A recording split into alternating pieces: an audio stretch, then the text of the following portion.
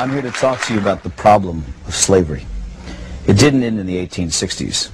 It's a social malady that's with us today, and it's increasing in its scope and virulence. The desire to enslave our fellow man is unfortunately intrinsic to the human character. It has been with us since the beginning of time, on every continent and in virtually every culture, from ancient Egypt to Babylon to Greece and Rome, Africa, Asia, Europe, and the United States.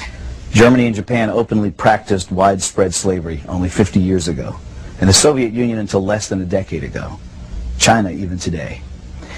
It's a disease of our human nature, and yet people are under the impression that it no longer exists. I say to you that in a subtle form it exists in America today, and it's becoming less subtle and more manifest. Madison Avenue has just cleaned it up a little bit, dressed it up in new words.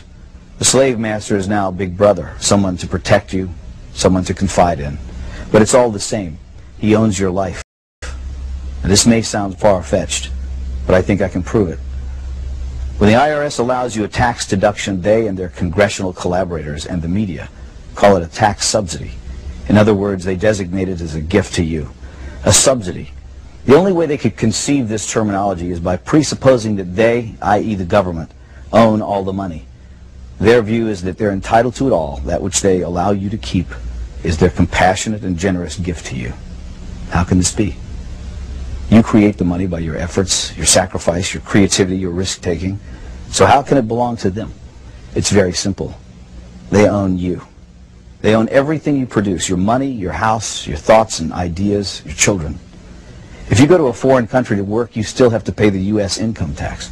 You could dig a hole in the middle of Siberia and they'd be entitled to a cut of your wages because in their minds, under their law, they own you. They create arcane and esoteric laws to criminalize you. You may try, but you can't obey them. You can't even understand them without a lot of professional help. You have to run around slavishly collecting little pieces of paper, receipts, 7 years of detailed financial records because you might be called on to give an account of yourself to the big boss man. And if you've made a mistake, he can take everything you have. He loves it that way. That's total power over you, slavery. I don't remember when we the people signed over ownership of ourselves. It just gradually happened by them taking more and more of our freedom. But here's the worst part. It's really only just begun. In this modern age, the information age, getting your money is not enough, even though money, don't let anyone deceive you, is the material source of your freedom. Now, however, they want your mind. If you deviate in your thinking, if you commit one of the 10,000 taboos, and they perceive your actions as a threat, they'll come out and kill you. It was the thought police who killed the children at Waco and Ruby Ridge. The penalty for resisting is death. After all, we're not free. We belong to the government, and deviant thoughts will not be tolerated.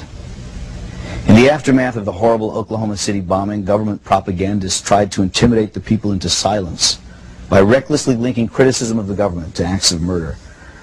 Some people ask, how can you fear your government and claim to love your country? Our response is, how can you love your country without fearing your government? Who else holds a counterfeit license to kill, incarcerate, and confiscate for non-crimes? Remember, America is about liberty first and last, not obedience to bureaucrats. The Washington power clique wants you to shut up, get in line, do what you're told to do, and most outrageously, think what you've been told to think.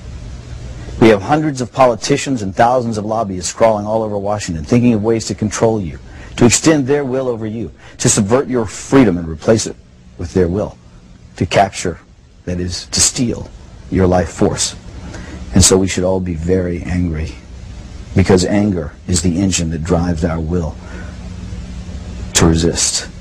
And without resistance, without awareness, they will take it all. That's not just politically perverse. It's a sin against mankind, because freedom is actually sacred. Drop an ant into a jar and seal the lid. It will spend the rest of its life trying to get out. It has nowhere to go, but it wants to be free. That is its nature. It's the way every living thing is made.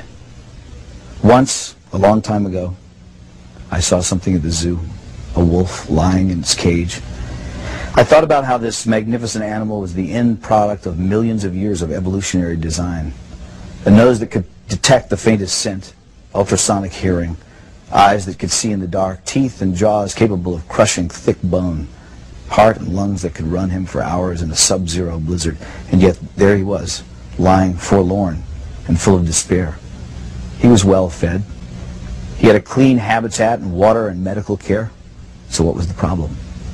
He was sick with the knowledge that his wonderful powers would never be exercised again.